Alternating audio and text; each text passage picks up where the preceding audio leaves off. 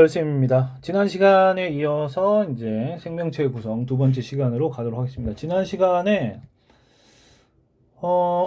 일단 생명체 구성은 여기죠. 예, 아직 안 끝났어요. 이제 세포의 특성으로 넘어가기 전에 전에 생명체 구성에 대해서 얘기하고 있는데 구성 단계는 얘기했고요. 무슨 뭐 세포가 뭐해서 조직이 되고 조직이 뭐해서 기관이 되고 뭐 이런 얘기했고, 그 다음에 이제 뭐 간단하게 동물의 조직 이런 거 살펴봤고요. 생명체를 구성하는 물질의 물질이 뭐가 있는지, 그래서 비탄소화합물과 탄소화합물로 이렇게 봤거든요. 비탄소화합물은 물과 무기염류, 예, 물은 했고요. 무기염류는 뭐 크게 할 게 없고요. 탄소화합물은 이제 우리가 물단지로 돼 있다. 물, 단백질, 지질로 돼 있다. 그리고 핵산까지 얘기했는데, 이 중에 이제 물은 이제 탄수화물이 아니까 빼고, 단백질은 얘기했습니다. 지질도 얘기했고, 탄수화물도 있죠. 그래서 오늘은 요 얘기, 핵산과 탄수화물에 대한 얘기를 할 거예요. 핵산과 탄수화물. 지난 시간처럼 이제 탄수화물도 단위체가 있다라고 했는데, 다시 한번 말씀드리면, 단위체가 모여서 이게 여러 개 반복돼서 그 중합체가 됩니다. 그래서 단위체를 모노머라고 했고 중합체를 폴리머라고 했는데, 자, 이 단위체가 이제 탄수화물은 이걸 이제 세 가지로 분류하는데, 우리가 이제 탄수화물, 카보하이드레이트라고 하는데, 이게 이름의 어원을 잠깐 말씀드리면, 그러니까 물에 탄소가 추가된 화합물이다 이런 뜻이에요. 근데 이게 어떻게 되는 거냐면, 예를 들면 글루코스가 이제 여러분들이 잘 아는 포도당이잖아요. 포도당. 그러면 C6H12O6란 말이야. 그럼 이걸 자세히 보면 H2O, 물이 6개 있으면은 이제 H12O6가 되는 거죠. 여기에 탄소 6개가 붙었다는 거예요. 그래서 이게 탄수화물이죠. 그죠? 뭐 지금 여기는 안 나오지만 설탕도 있어요. 설탕은 C11H12 C12지. C12H12 12 미안합니다. C20 H22O11이거든요. 그러면 얘로 보면 H2O가 11번 있는 거잖아요. 여기에 탄소가 12개 붙었다 해가지고 이제 탄수화물이라고 이름 붙인 건데,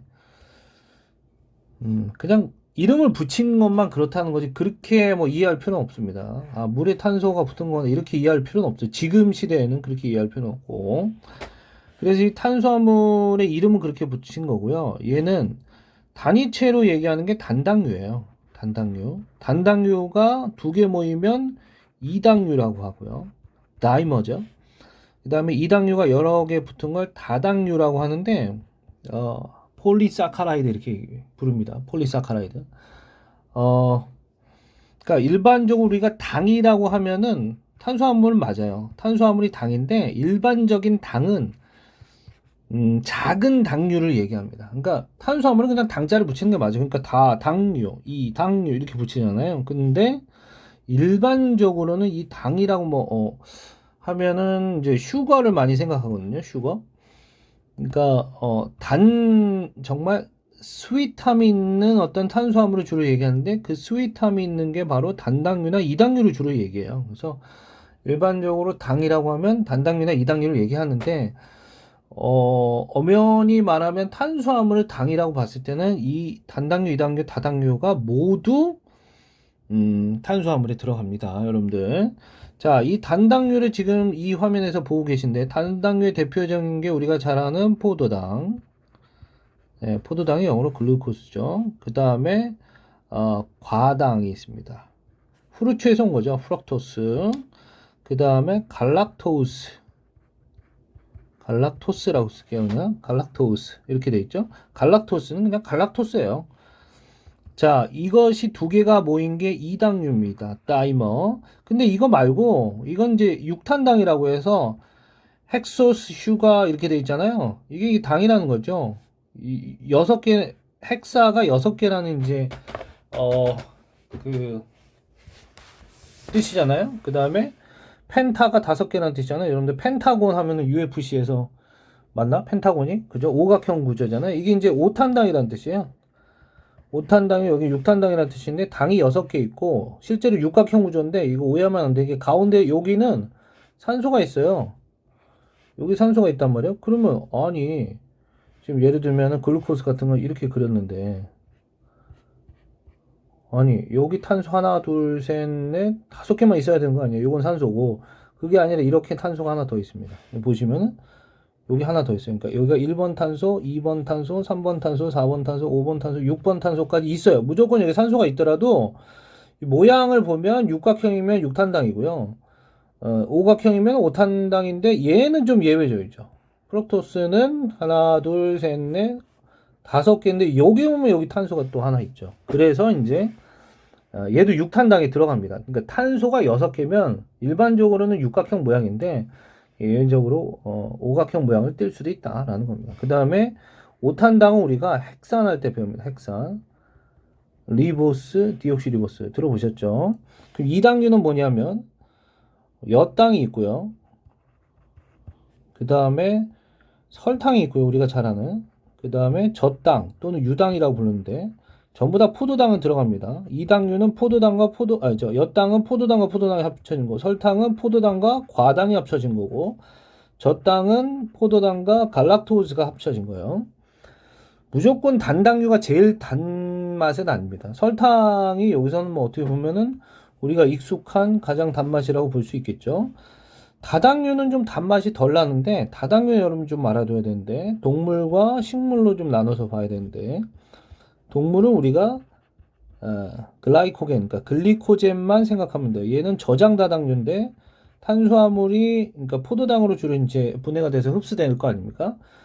남으면은 주로 저장하는데 글리코젠 상태로 저장을 해요. 이거를 간이나 근육에 많이 저장하고요. 식물은 저장 단백질이 여러분들 잘 아시는 녹말입니다. 녹말.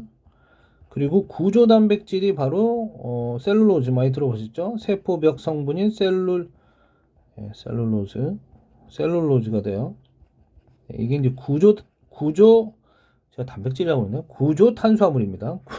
단백질이 한 마리 튀어나온 것 같아서 자 그렇게 됩니다. 이 화면은 지금 단당류만 보여주고 있고요. 그 다음에 이제 넘어가면 다이사카라이드 example 이렇게 돼 있잖아요. 이게 2당류의 예를 든 거예요. 2당류. 그러면 스크로즈, 락토즈, 말토즈 되는데 이게 엿당이고요. 포도당 붙었다는 거죠. 락토즈가 젖당 또는 유당입니다. 그래서 갈락토즈, 글루코스 이렇게 돼 있죠. 글루코스는 기본적으로 이제 들어가 있고요. 포도당이 그러니까 그냥 탄수화물의 단위체가 뭐냐? 단당류라고 해도 되고요. 포도당이라고 해도 상관없습니다. 네. 둘 다 되는 거예요. 네. 왜냐하면 단당류의 제일 대표적인 게 이제 포도당이니까 일반적으로 그렇게 부르기도 합니다. 그래서 이제 이당류 보면 뭐 설명할 거 없어요. 이 구조를 뭐 이렇게 뭐 다 외워야 되냐 그런 건 아닙니다, 여러분들. 여기 이제 설탕이 이제 육각형은 아닌 설탕에는 이제 오각형의 육탄당인 과당이 들어가 있다. 과당은 과일의 당이에요, 여러분들. 자, 드디어 이제 다당류가 나왔어요. 폴리사카라이드. 폴리가 붙으니까 다당류죠. 자, 아밀로즈라고 되어 있고 아밀로펙틴이라고 되어 있는데 이게 스타치라고 되어 있죠. 이게 다 녹말의 종류예요. 녹말의 종류입니다. 그래서 우리가 이제 이 녹말을 분해하는 효소를 아밀레이즈라고 하잖아요. 아밀레이즈. 주로 에이즈로 끝나면은 이제 효소라는 이름이 이런 식으로 끝나는 경우가 많죠. 그래서 아밀로즈를 분해한다고 해서 아밀레이즈예요. 뭐 이건 중요한 건 아닌데 우리가 먹는 쌀 중에 찹쌀이 있잖아요. 찹쌀에 아밀로펙틴이 더 많습니다. 일반적인 그냥 뭐라고 그러지? 맷쌀이라고 해야 되나? 이게 일반 찹쌀이 아니고 맷쌀이라고 하나요? 네. 그래서 뭐 이렇게 됩니다. 네. 중요한 건 아니고요. 자, 그 다음에 글라이코젠, 글리코젠이죠. 이게 동물에 있는 다당류인데 간이나 근육에 많이 저장을 하는데 이런 게 이제 시험에 나오는 경우는 굉장히 드물지만 글리코젠이 더 가지를 많이 칩니다. 그러니까 이렇게 그냥 여기가 이제 다 이제 이게 다 저게요. 사실은 저 포도당인데 이렇게 그냥 쭉쭉쭉 이어져 있는 게 아니라 이렇게 가지를 치거든요. 이쪽으로도 연결돼 있고 뭐 이쪽으로 연결돼 있고 이렇게 돼 있는데 이게 가지가 많은 게 일반적으로 글리코젠이고요. 가지가 좀 적은 게 녹말입니다. 보시면 가지가 이렇게 좀 많이 뻗어 있죠. 이렇게 예, 이런 구조를 가지고 있고요. 물론 약간의 결합 방식도 좀 다르긴 한데 얘는 그냥 뭐 동글동글하게 돼 있잖아요. 얘도 보면 한 번만 여기 꺾여져 있고 하나 여긴 두 개 정도 돼 있는데 얘보다는 좀 가지가 적죠. 그래서 가지가 많은 게 글리코젠이라고 보시면 되고 셀룰로즈는 가지 이렇게 그려놔서 좀 이상한데 셀룰로즈는 그냥 이렇게 된 구조가 이렇게 촘촘하게 이렇게 연결된 겁니다. 예. 이걸 다 분해하잖아요. 포도당이 돼요. 근데 셀룰로즈는 세포벽 성분이네. 식물의 세포벽 성분인데 이걸 분해하면 포도당을 얻을 수 있어요. 근데 인간은 이걸 분해할 수가 없습니다. 셀룰로즈의 포도당까지 분해할 수 있는 셀룰로즈에 있는 포도당을 얻을 수 있는 효소가 없어요. 근데 이거를 식물의 세포벽인 셀룰로즈를 분해할 수 있는 효소를 갖고 있는 생물이 바로 초식동물들이에요. 그래서 초식동물들은 식물을 먹고 살아도 나무 껍데기 먹고 살아도 살 수 있어요. 왜냐면 여기서 포도당을 얻을 수 있으니까. 그래서 여러분들 염소 같은 경우 보면 염소한테 종이를 주잖아요. 그럼 염소 막 종이 씹어 먹잖아요. 그 종이에 셀룰로즈 있거든요. 여기서 에너지를 얻을 수 있어요, 실제로. 근데 우리는 얻을 수가 없죠. 근데 저는 뭐 다행이라고 봅니다. 우리가 셀룰로즈에서 에너지를 얻을 수 있다면 종이만 먹고도 살 수 있잖아요. 얼마나 끔찍할까. 네, 그런 생각을 해봅니다. 자, 이제 넘어가서 오늘 좀 빨리빨리 갈게요. 뭐 지난 시간 너무 이제 자세하게 좀 설명해서 그런데 뭐 오늘 자세하게 설명 안 한다는 얘기는 아닙니다. 자, 그 다음에는 이제 핵산이죠. 핵산으로 갈 텐데 핵산을 좀 정리를 해드리면 핵산이 영어로는 nucleic acid입니다. nucleic acid. 근데 이 앞에 N과 A를 따서 보면 NA 이렇게 쓸 수 있잖아요. NA. 여기에 D자를 붙으면 DNA고 여기 R자를 붙으면 RNA입니다. 핵 속에 있는 산성 물질이다 라고 해서 핵산이라고 얘기하고요. D와 R이 붙었는데 요거는 디옥시리보스 아까 우리 탄수화물에서 봤던 디옥시리보스의 D를 딴 거고 RNA는 리보스에서 그냥 R을 딴 겁니다. 예. 그래서 이름이 이렇게 붙은 거예요, 여러분들. 그러면 여기 저 핵산에 당이 들어있나? 그렇죠. 핵산도 이제 단위체가 있는데 통합과학에서 했어요. 뉴클레오타이드라고 합니다. 벌써 뉴클레이하고 이어지죠. 뉴클레오타이드. 우리가 이제 다음 시간에 이제 세포에 이제 대해서 얘기할 텐데 세포에서 이제 가장 중요한 세포 속이거나 하나만 뽑으라 그러면은 핵이죠. 핵이 뉴클레어스예요. 뉴클레어스. 여기서 이제 이름이 따온 거라고 보시면 되겠습니다. 뉴클레오타이드. 이 뉴클레오타이드는 어떻게 되냐면 얘네가 인산하고 당하고 염기가 이따 보겠지만 1대1대1로 돼 있는데 인산기는 그냥 똑같이 생겼습니다. 그래서 뭐 그냥 모식도로 그러면 이렇게 간단하게 이렇게 인산기가 여기 있고 당이 이렇게 이제 오탄당이에요. 아까 얘기했던 오탄당. 그리고 염기의 종류를 뭐 이렇게 간단히 그렸는데 염기의 종류는 4종류 총 5종류죠. 정확하게는 총 5종류가 있습니다. 그래서 얘 하나에 얘 하나 이 붙은 얘네가 여러 개 붙어야 폴리뉴클레오타이드가 되고 이 폴리뉴클레오타이드가 RNA가 되기도 하고요. 폴리뉴클레오타이드 두 가닥이 붙으면 DNA가 되는 거예요. 자, 핵산은 당연히 이 안에 유전 정보가 들어 있습니다. 우리가 앞으로 이 유전 정보의 발현 아주 이제 생명과학 2의 꽃이죠. 물론 이제 생명과학 2에서 광합성 세포흡이 어려워요. 사실 우리 정리할 게 많아서. 근데 사실 저는 이제 더 꽃은 센트럴 도그마, 그러니까 생명 중심 원리에서 전사 번역이 되는 기작을 보는 이 유전 정보의 발현 부분이 저는 꽃이라고 봅니다. 실제로 여러분들이 이제 대학에 가서 이제 화학이나 이제 생명과학을 배울 경우에는 심지어 물리학도 이제 생명과학 파트를 만약에 조금 다룬다고 하면 이런 부분은 다루거든요. 분자생물학 파트 정도는. 그래서 상당히 중요한 부분이고 지금의 생명과학은 거의 유전 정보의 발현과 관련된 것을 배운다라고 해도 과언이 아닙니다. 너무나 중요하죠. 그래서 핵산에 대해서는 좀 자세히 알고 있어야 돼요, 여러분들. 얘는 에너지원으로는 쓰이지 않습니다, 여러분들. 근데 정확하게 말하면 쓰이기도 해요. 일부 쓰이기도 하는데, 이제 여기서 에너지원으로 쓰이지 않는다는 의미는 어떤 의미냐면 음식물의 형태로 들어와서 에너지원으로 쓰이지는 않는다는 뜻이에요. 그러니까 우리가 굳이 이제 그러니까 핵산을 먹는 거는 다른 이제 우리가 생물을 먹고 사는 게 인간이지 않습니까? 식물이든 동물이든 우리가 식물을 먹는다는 거, 동물을 먹는다는 거, 식물의 세포나 동물의 세포를 먹는다는 겁니다. 그러면 우리가 그 안에 탄수화물이나 지질이나 지방이나 이제 단백질을 섭취하려고 소화 과정이 되지 않습니까? 근데 핵산을 섭취하기 위한 소화 과정을 하지는 않는다는 거예요. 그렇게 에너지원으로 쓰인다는 건 아닙니다. 그런데 뒤에 가서 이제 나오긴 할 텐데, 사실 이 부분은 이제 뭐 2015 개정 과정에서는 좀 자세히 다루진 않지만, 제가 할지 안 할지 모르겠어요. 이 내용까지 할지 안 할지 모르겠는데, DNA 시퀀싱이라는 부분에 가게 되면, 자세히 할지는 모르겠습니다. 뭐 시간 관계상. 이때 핵산 자체를, 그 에너지원으로 쓰기도 합니다. 핵산의 폴리뉴클레오타이드를 만들 때 에너지원으로 자체적으로 핵산을 쓰기도 해요. 뉴클레오타이드에 들어있는 에너지를 쓰기도 합니다. 그거는 뭐 지금 얘기할 건 아니고요. 자, 뭐 그렇게 돼 있고, 볼까요? 뉴클레오타이드 구조는 이렇게 돼 있죠. 세 파트로 돼 있다. 인산기랑 그 다음에 당하고 베이스가 바로 이제 염기입니다. 염기. 이게 당이고 이게 인산기죠. 인산이라고 불리는 이는 인과 그러니까 산소로 돼 있다고 해서 인산기인데, 여기 보시면 이제 마이너스 전하를 띄지 않습니까? 전하를 띄기 때문에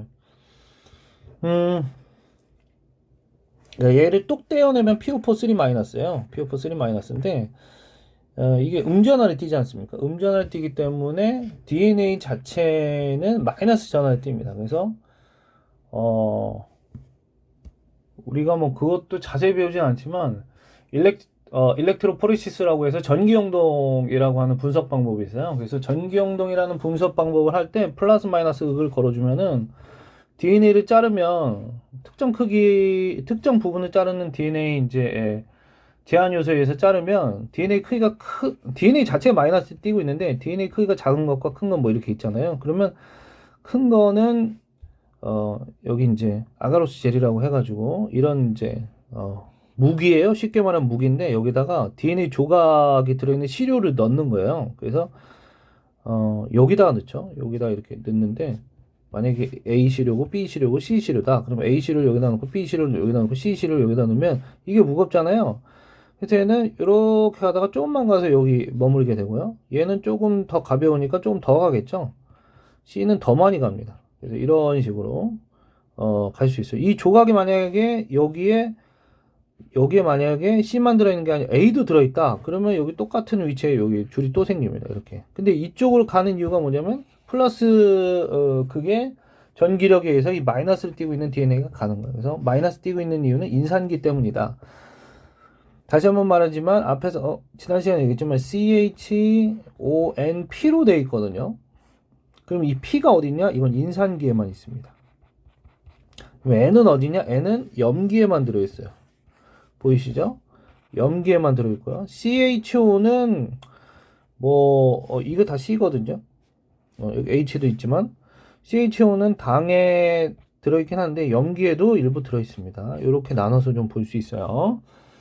자, 그러면 이 뉴클레오타이드가 어떻게 연결되는지를 좀 볼게요. 어떻게 연결되는지 보면, 자, 이거는 뒤에 가서 또 나옵니다. 또 나오는데,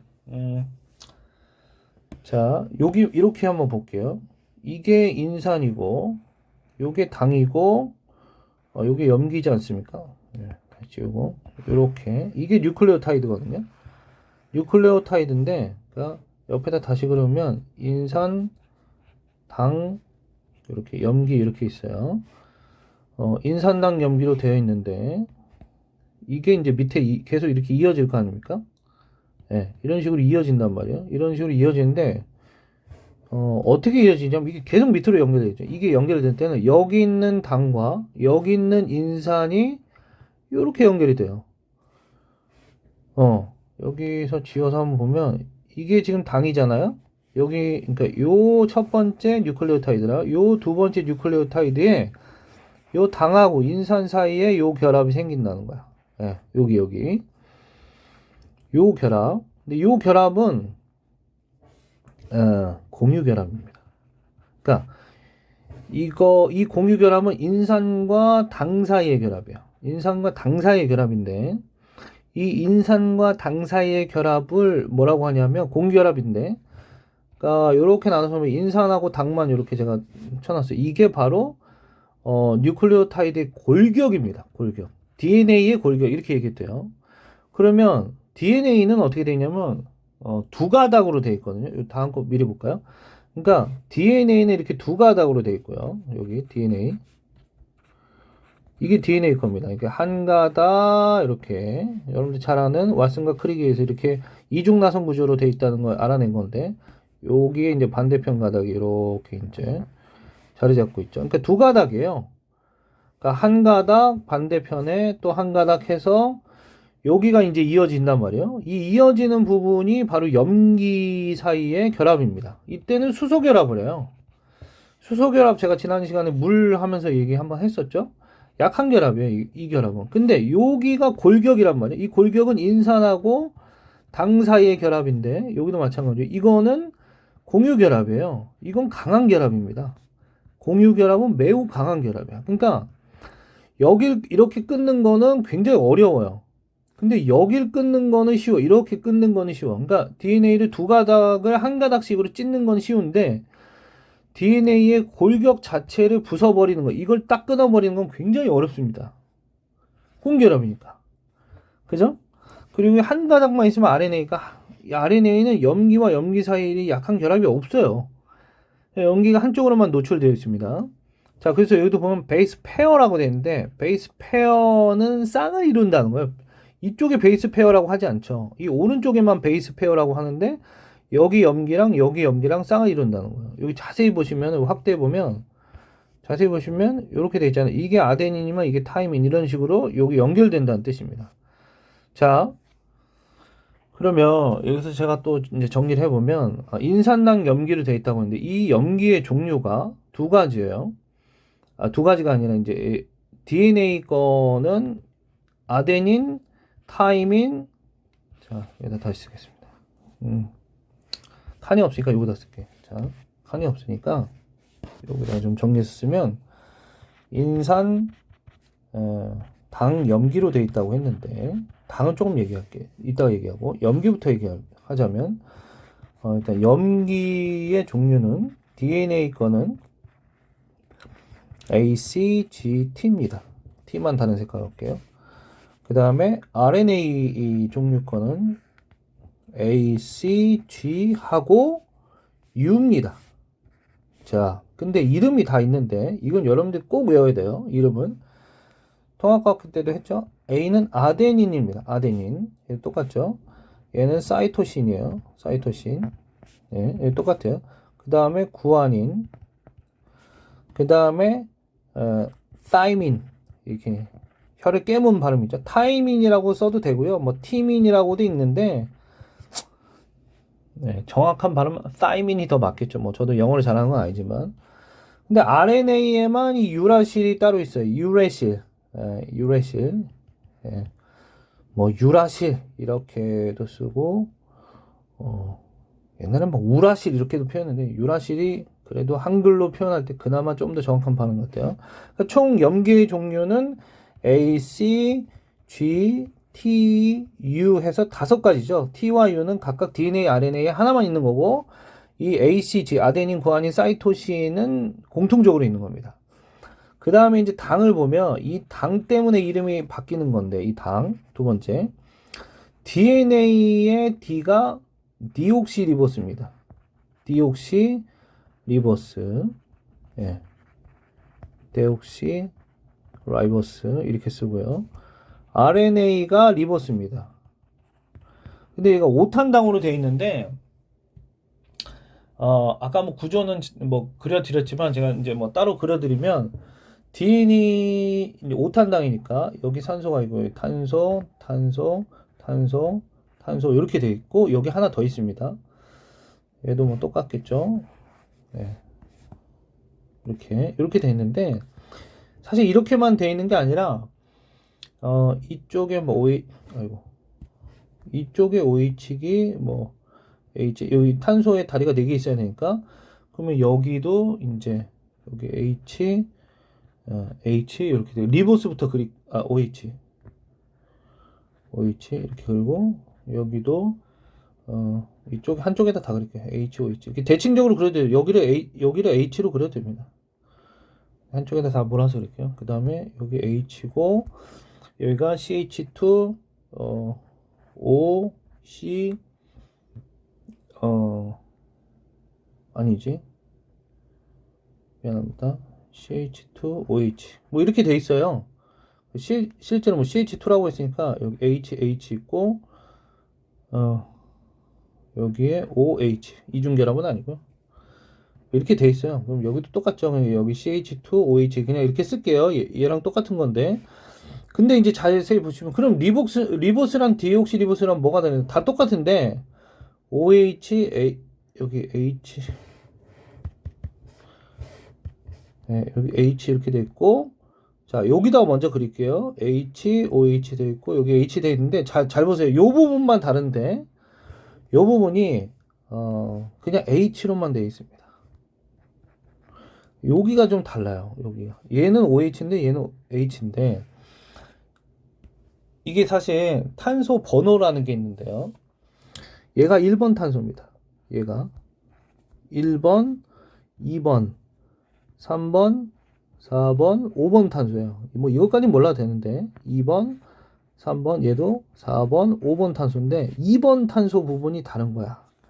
여기는 산소가 있는데 얘는 빠졌죠. 이 산소가 빠진 것을 디옥시 되었다 이렇게 얘기한 거예요. 옥시젠이 영어고 뭐 디내추레이션, 뭐 탈락, 뭐 이런 뜻이죠. 그래서 옥시젠이 탈락했다라는 뜻이에요. 그래서 산소가 하나 없어서 디옥시리보스입니다. 근데 이건 정확하게 말하면 2' 디옥시 이렇게 얘기해요. 두 번째 탄소에 떨어진 리보스예요. 그래서 DNA의 풀네이밍을 써라라고 하면은 2' 디옥시 리보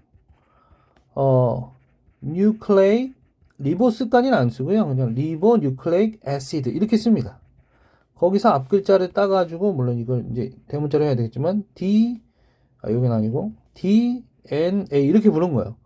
그럼 이걸 지우고 그냥 요렇게 쓰면 RNA가 되는 거죠. 그죠? 그런 뜻입니다. 그러니까 DNA, RNA 이름의 차이는 사실 당에서 이름을 당의 차이 때문에 이름을 바꾼 건데 실제로 당만 차이가 있는 건 아니에요. 그죠? 그래서 정리를 다시 해보면 이거 이제 좀 더 정리해보면 DNA와 RNA 예. 이렇게 아이고 너무 삐뚤었네. 이렇게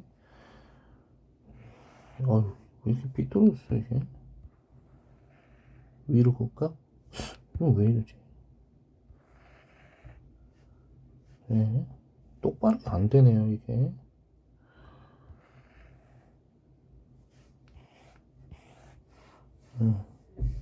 자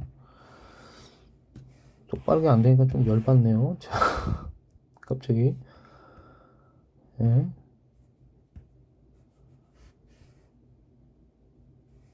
그냥 하겠습니다. 자 미안합니다. 이렇게 DNA, RNA 이렇게 있는데 좀 차이점을 좀 해보면 일단은 당의 차이점이 있다. 당의 그리고 염계의 차이점이 있고요. 기능의 차이점이 있고 구조의 차이점이 있습니다. 써보면 얘는 당이 디옥시리보스다. 한글로 알면 됩니다. 뭐 이렇게 영어로 알 필요 없어요. 얘는 리보스입니다. 사실 리보스란 발음도 여러분 대학까지 리보스라고 발음하시는 교수님 하나도 없어요. 라이보스라고 발음해요. 라이보스. 타이민도 뭐 고등학교 교과서나 티민 이렇게 나오지 다 사이민 이렇게 발음합니다. 교수님들 보면. 그래서 라이보스 사실 저는 이게 좀 학교 선생님들도 교육했으면 좋겠어요. 뭐 제가 영어를 잘하는 건 아닌데 다 이거는 라이보스라고 읽거든요. 디옥시 라이보스. 염기는 ACGT고요. ACGU입니다. 유래시. 그 다음에 기능은 요 미리 얘기할게요. DNA는 유전 정보를 저장하는 역할을 합니다. 유전 정보라는 건 염기 서열로 나타나는데 그거는 뒤에 가서 다시 얘기할 텐데 유전 정보를 저장하는 기능을 하기에는 유전 정보를 RNA가 사실 세 가지가 있는데 그 중에서 이제 제일 중요한 역할이 유전 정보 전달이에요. 그리고 단백질 합성에 관여한다라는 거예요. 그 다음에 구조는 얘가 이중 나선 구조, 두 가닥이라는 거죠. 얘는 그냥 한 가닥입니다. 단일 가닥이라고요. 근데 단일 가닥은 이렇게 이중이라는 구조가 없어요. 이렇게 흐물흐물하게 한 줄로 되어 있어요. 왜냐하면 두 개가 같이 붙어 있어야만 이렇게 붙어 있으면서 이렇게 어떤 구조를 형성하게 되는 거거든요. 그래서 이제 이건 단일 가닥이라고 합니다. 근데 이제 제가 이제 센트럴 도그마 잠깐 말씀드리면 센트럴 도그마가 생명 중심 원리예요. 생명 중심 원리, 센트럴 도그마 이렇게 얘기합니다. 근데 이 센트럴 도그마가 뭐냐면 이건 다 뒤에 가서 얘기할 거예요. 우리의 모든 기능은 단백질에서 옵니다. 단백질이 정말 중요한 거라고 했어요. 근데 이 단백질의 종류가 우리 몸에서만 수십만 가지가 넘어요. 여러 가지 일을 해야 되는데 예를 들면 우리 몸에 들어온 병원체를 공격하는 항체만 해도 이론상으로는 거의 무제한에 가깝게 다양한 항체를 만들 수 있는데 항체가 전부 다 뭐냐면 단백질이에요. 그럼 이 다양한 단백질을 만드는 어떤 정보가 들어있어야 될 거 아닙니까? 이 단백질의 기능을 결정하는 건 단백질의 구조예요. 입체적인 구조입니다. 이걸 결정하는 게 아미노산 서열이라고 했어요. 아미노산이 몇 개가 어떤 종류가 분자. 그럼 이 서열을 결정하는 건 뭐냐면 유전 정보인데 이 유전 정보가 바로 그 염기 서열입니다. 유전 정보가 이것도 뒤에 가서 다 얘기할 거예요. 염기가 어떻게 배열되어 있냐 뭐 A, C, T, T, C, C, A, T, T 뭐 이런 식으로 가는 유전 정보가 있다라고 하면 이 유전 정보에 따라서 아미노산을 지정해 가지고 그 아미노산에 따라서 단백질이 만들어지는 거예요. 쉽게 생각하면 근데 이 염기 서열이 바로 DNA 안에 들어 있는 거예요. DNA. 근데 이 DNA 안에 들어 있는데 핵 속에 있는 DNA 이렇게 이중 구조로 되어 있는 DNA는 2만여 개의 이제 유전자를 가지고 있습니다. 이거를 근데 2만여 개를 다 발현하면 그냥 전체 사람이 되는 거야.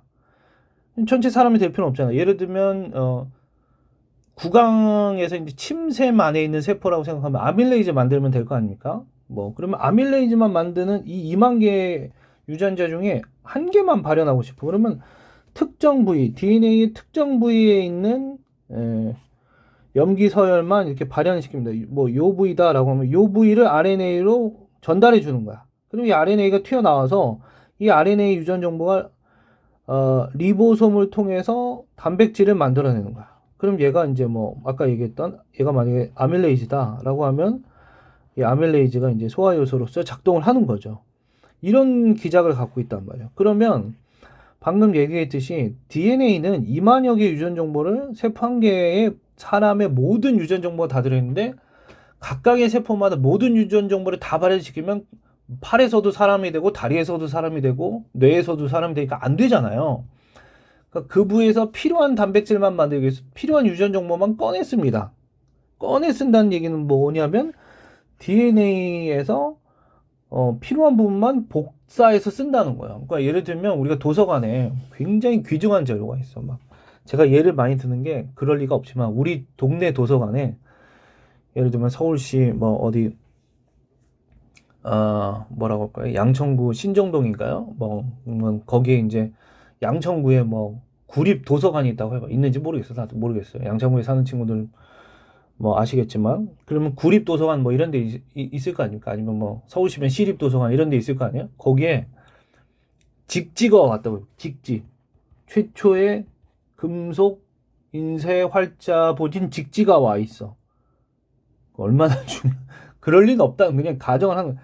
그러면 예를 들면 그 도서관에 가서 아무나 가가지고 여기 저 구민인데 요거 하나 대출해 주세요. 그럼 이 직지를 그냥 줍니까 원본을? 말도 안 되죠. 벌써 직지는 손도 못 대는 곳에 보관이 되어 있을 거. 이거 복사본이 엄청 많을 거예요. 뭐 디지털로 복사하든 뭐 다른 복사본이든. 그럼 복사본 가지고 우리가 읽겠죠. 어 조선왕조실록도 다 이 디지털화 돼 있잖아요. 그럼 복사본이지. 조선왕조실록 대출할 수 있습니까? 도서관 가서?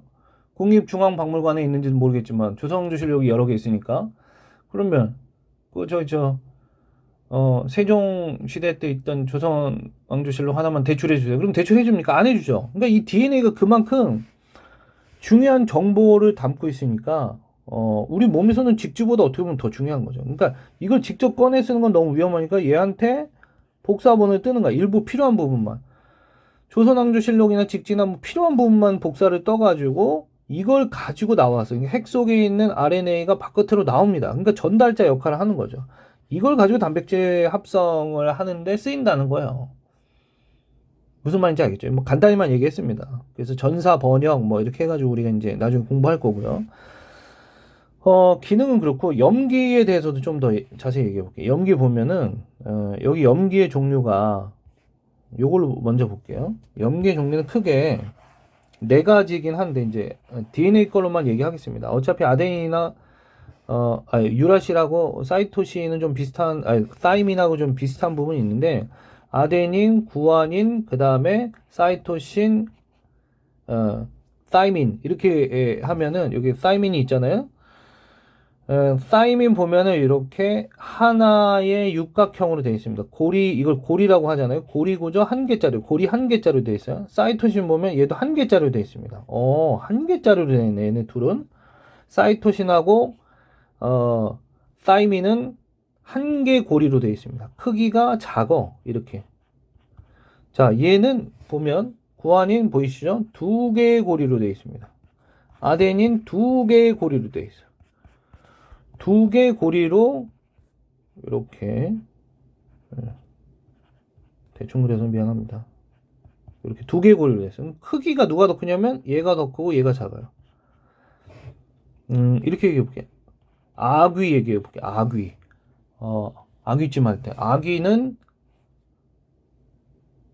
아구가 대가리가 크잖아. 아구가 큰 게 아귀잖아요. 아귀. 뭐 이렇게 연상품으로 여러분들 기억하시면 돼요. 이게 크고 이게 작은 거야. 사이토신은 작은 거야. 그럼 유라신은 어디에 속하냐? 유라신도 고리 한 개짜리입니다. 똑같아요, 유라신도. 그런데 이 두 개짜리를 퓨린 계열이라고 부릅니다. 퓨린 계열. 여기 보면 퓨린 베이스. 이게 돼 있죠? 베이시스 이렇게 돼 있죠? 스라는 건 이 두 개라서 복수를 붙인 거고요. 얘는 피리미딘이에요. 피리미딘 계열입니다. 근데 이게 왜 중요하냐면 여기 보시면 여기 DNA 구조가 있지 않습니까? DNA 거 봐주세요. DNA 보시면 반드시 DNA는 아데닌은 타이민하고만 결합하고 사이토신은 구아닌하고만 결합하게 되어 있습니다. 유라신은 없으니까. 그게 왜 그러냐면 아데닌이 두 개짜리야. 크기가 커. 이게 아데닌이 차지하는 영역이에요. 근데 여기에 또다시 구아닌과 같이 큰 게 붙어. 그 다음에 뭐 예를 들면 사이토신은 좀 작잖아요. 크기가 피리미드니까. 그 다음에 또 작은 타이민이 붙었어. 그러면 크기가 얘는 크고 여기 짧죠. 간격이 다른 거야. 이렇게 얇아졌다가 두꺼워졌다 이렇게 할 수 있는 거예요. 근데 보면 이 간격은 늘 일정합니다. 이중나서 구조. 이 입체 구조 때문에 그런데 요 사이도 요거랑 간격이 똑같아. 입체적으로 이렇게 그래서 다 똑같아. 어디가 더 얇은 데가 없어요. 이 두께는 다 똑같습니다. 두께가 한 2나노미터 정도 되거든요. 뭐 이것도 나중에 이제 뭐 그 자체가 중요한 건 아니에요, 여러분들. 이 뭐 숫자를 막 뭐 완벽하게 알아야 되거나 그런 건 아닙니다. 근데 보면 이렇게 돼서 이렇게 돌면 한 바퀴 되거든요. 근데 그릴 때 보면 하나, 둘, 셋, 넷, 하나, 둘, 셋, 넷 이렇게 돼 있는데 하나, 둘, 셋, 넷 여기 안 보이는데 하나 더 있어요. 하나, 둘, 셋, 넷 여기 이제 안 보이는데 하나 더 있고 그래서 여기서 여기까지가 10번의 결합이, 10개의 염기의 결합이 있는데, 염기의 결합이라는 건, 그러니까 지금 이렇게 두께가 안 맞으니까 항상 아데닌은 사이토신하고 결합하는 게 얘가 크기가 크고 얘가 작고, 얘가 크기가 작고 얘가 크기가 크고, 이런 식으로 결합을 한다는 거예요. 근데 이제 10개 결합을 하면, 이쪽에 아데닌이 있으면 타이민이 있고, 이쪽에 사이토신이 있으면 구안이 있고 하니까 10개의 결합은 10쌍의 염기가 결합한 겁니다. 그러니까 20개의 염기가 결합한 거야. 그래서 보면 여기는 베이스 페어라고 하거든요. 그럼 인간의 DNA는 몇 개, 베이스 페어로 되어 있냐면 30억 쌍으로 되어 있습니다. 30억 쌍의 염기로 되어 있어요. 60억 개 염기로 되어 있어요. 와, 엄청 많죠? 요 정도의 DNA 크기를 자랑하고 있습니다. 그리고 DNA가 끊기지 않고 연결돼서 요것도 이제 뭐 세포할 때 얘기했지만 이렇게 막 얽히고 꼬여가지고 뭐 히스톤 단백질에 이렇게 둘러싸여가지고 이렇게 된 게 염색체잖아요. 염색체 하나가 DNA 한 분자입니다. DNA는 분자죠. 공유결합으로 돼 있고, 물론 여기 이 사이는 이제 공유결합은 아니지만, DNA 한 분자라고 얘기해요. 염색체가 23쌍이니까, 46개니까, 인간 같은 경우는 DNA는 46개의 분자로 돼 있다. 이렇게 얘기할 수 있어요. 또 뭐 뒤에 가서 다시 얘기할 부분인데, 어쨌든, 이렇게 돼 있고, 그 다음에 이 열쌍이 한 바퀴가 돈 겁니다. 한 바퀴가 열쌍이 결합한 구조, 한 바퀴 돈 거. 그러니까, 여기를 기준으로 하면, 여기를 보면 여기 마디 같잖아요. 실제 뭐, 이게, 회전하면 이게 마디라고 볼 수는 없는데, 여기서 여기까지가, 한 번 회전한 거라고 하는데, 여기 3.4 나노미터 정도 되고요. 나노미터는 10의 마이너스 9제곱미터입니다. 그러면 여기 열쌍이 있으니까 요 한 칸의 간격은 10으로 나누면 0.34 나노미터 정도 됩니다. 뭐 그렇다는 얘기예요. 그래서 이 간격이 2나노미터로 일정하게 유지되게 하는 거. 그 다음에 하기 위해서 이제 피리미딘 계열하고 퓨린, 이게 이제 퓨린 계열이고 이게 피리미딘 계열이죠. 퓨린 계열하고 피리미딘 계열이 이제 만난다라는 거. 또 기억을 해주시면 되겠습니다. 그 다음에 샤가프의 법칙이라는 것도 있어요. 샤가프의 법칙도 그것도 이제 사실은 이제 요새는 교과서에서는 이제 잘 언급되지도 않는 것 같아요. 예전에는 이게 뒤에 가서 또 나옵니다. 이것도 계속 뒤에 가서 나온다라고 하는 거는 DNA와 RNA의 구조를 이해하고 있잖아요. 근데 이것도 이제 중요하지만 어떻게 발현되는지가 중요한데 거기서도 또 설명을 해야 되거든요. 샤가프의 법칙은 쉽게 말하면 DNA 보면 DNA 한쪽 가닥은 두 가닥으로 되어 있으니까 여기가 아데닌이 있고 타이민이 있고 사이토신이 있고 구아닌이 있어요. 그러면 이쪽은 반드시 타이민이 있어야 되고 이쪽은 반드시 아데닌이 있어야 되고 이쪽은 구아닌이 있어야 되고 이쪽은 사이토신이 있어야 되잖아요. 무슨 말인지 알죠? 그럼 이 두 가닥을 합쳐서 보면 아데닌의 개수와 타이민의 개수가 같을 수밖에 없어요.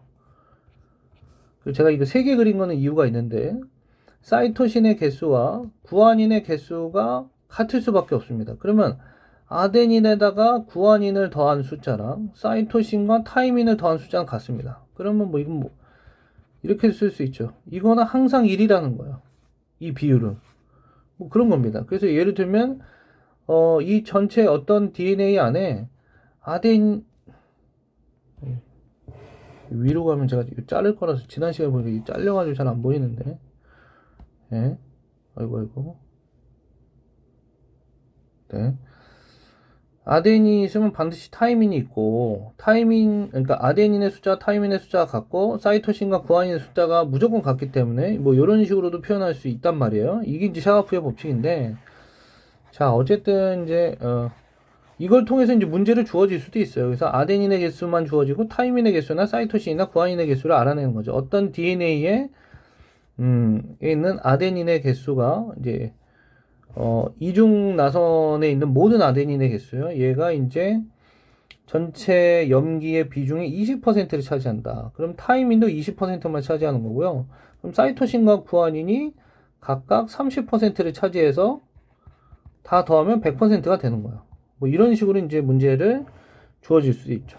무슨 말인지 알겠죠? 그 다음에 제가 아데닌과 타이민의 개수 할 때 이렇게 결합할 때 두 개를 그리고 이게 사이토신과 구안인 할 때 세 개를 그렸는데 이게 3중 수소 결합이고요. 이거는 2중 수소 결합입니다. 그러니까 수소 결합은 약한 결합이라고 제가 지난 시간에 얘기했었는데 여기서는 좀 자세히 안 나왔네요. 그래서 여기 만약에 이제 이쪽에 이제 사이토신 있으면 이쪽에 구안인이 있을 거 아닙니까? 뭐 이런 식으로 있으면 사이토신과 구안인 사이에는 이렇게 세 개의 이제 수소 결합이 있는데 수소 결합이 약하지만 그나마 사이토신 구안인 사이의 수소 결합이 더 세고요. 아데닌과 타이민의 이 수소 결합의 새끼가 좀 약합니다. 그러니까 다 약한 결합인데 그나마 얘가 강하다는 거예요.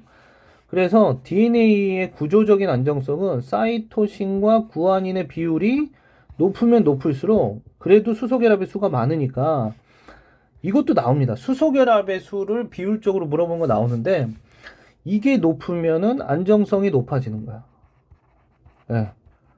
안정성이 더 크다는 겁니다. 이런 식으로 얘기할 수 있어. 그러니까 얘의 비율보다는 얘의 비율이 높아야 더 강하게 결합할 수 있다. DNA 안정성은 그런 겁니다. 무슨 말인지 이해되셨죠? 자, 뭐 설명하지 않은 거는 없는 것 같은데 뭐 제가 빼먹은 거 있을까봐 한번 없죠. 빼먹은 거는 뭐 특별히 없는 것 같습니다. 여기서 이게 RNA의 구조고 이게 DNA 구조다. 여기 보면 플레임이 나오시죠. 디옥시 리보뉴클레이크 애시드. 근데 여기 정확하게 말하면 2 프라임 디옥시예요. 2 프라임 디옥시. 2번 탄소에 산소가 빠진 뭐 이런 뜻입니다. 이 DNA 폴리뉴클레오타이드 형성되는 과정도 나중에 더 자세히 배우게 됩니다.